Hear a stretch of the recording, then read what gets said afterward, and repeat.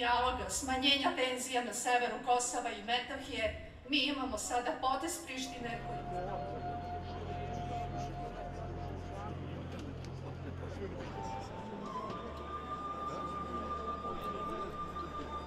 Pokušaja Prištine da nam uzmu naš dinar s mukom stečeni. Odluka da se ukine dinar, da nam se onemogući da podižemo svoje zaslužene penzije, bukvalno znači da nam se ukida parče hleba, ukida nam se život. Preživeo svašta, koji će preživeti i ovo, jer je Gospod uz nas. A dok naši zdravstveni radnici danonoćno vode bitku da sačuvaju živote. Hvala gospodine Miloviću. Draga braćo i sestre.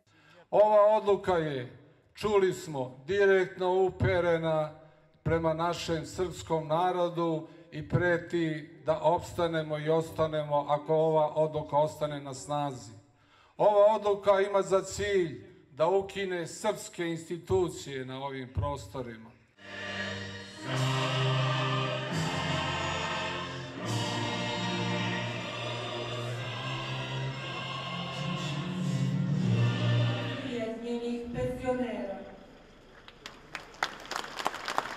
Aljbin Kurti sproveo je jednostrano uvođenje evra, bez potpisivanja bilo kakvih...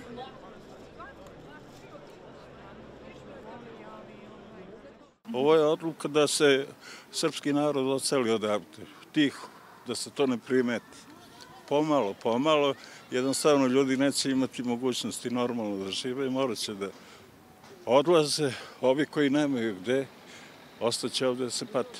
Pa da protestujem, protiv svega sam, protiv tebe, protiv vlasti, protiv one vlasti, protiv ove vlasti, ne daju mi da živim. Treba da uzmem penziju, vidiš, ja sam star čovjek, treba da stignem za penziju. Treba da pretvorim u evre, gde da pretvorim u evre? A nemate račun u nekoj kosovskoj banci? Nemam, ja ne znam ni šta je to račun, ja sam i dalje na ručno.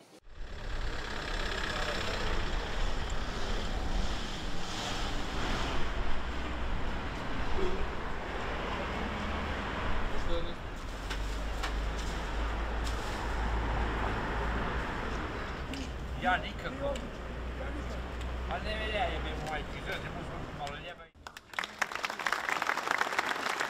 Hvala vam, Dragana. Nerazumne mere...